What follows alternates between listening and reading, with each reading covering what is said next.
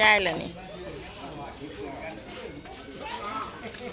นี่คือปิ้งไก่นะคะ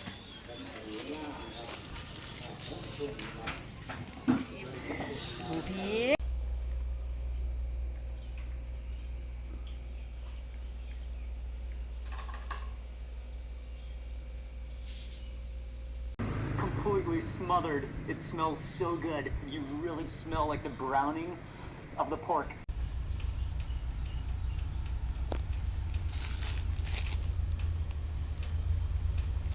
กล้วยแข็งนะคะ ก็เลยเป็นแบบนี้เอาเข้าตู้เย็นไว้